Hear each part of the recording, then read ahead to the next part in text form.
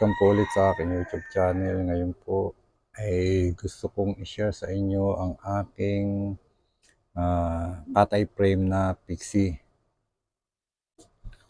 Pasensya na kayo, hindi ko pa nalilinis kasi lagi ko siyang gamit. Ayan po siya. Bakal po siya. Ito po ang katay niya dito. Ayan dito. At saka po dito sa kabila yung kanyang tubo. Ayan.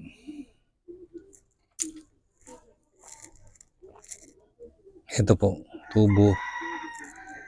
Ayan. Lagi ko po itong gamit, mas lalo kapag malapit lang.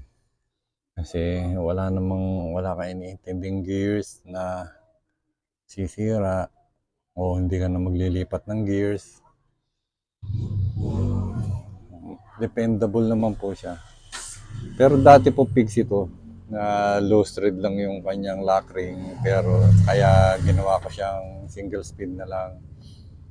Kasi sayang naman kung hindi ko na siya gagamitin. Nilagyan ko siya ng battle cage kasi wala talaga siyang butas. Ang kanyang trunk ay pang mountain bike. 175 ang haba ng arm. Ang kanya pong gear ratio 50-16. Ito po, may lagayan din ako na interior. Kagaya ng iba kong mga bike, may mga lagayan siya na interior.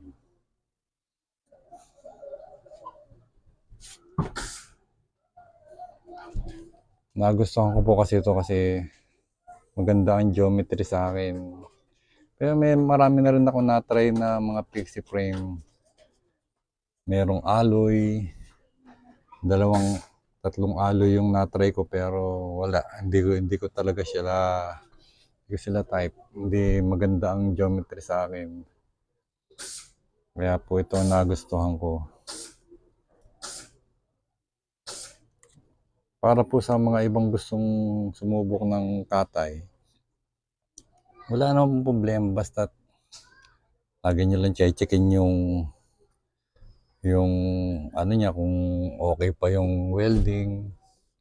Pero so far naman ito, ilang taon na sa akin, wala namang problema sa welding. Na nakita nyo naman, okay naman siya. And ito pong fork alloy. Dati ano to, riser bar. Ginawa ko siyang drop bar kasi mas maganda sa traffic, mas madaling isingit.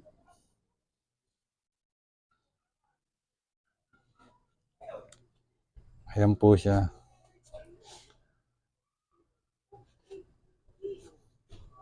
Ito po disc brake. Wala pa kasi akong bike na may disc brake nung kaya siya muna ginamit ko.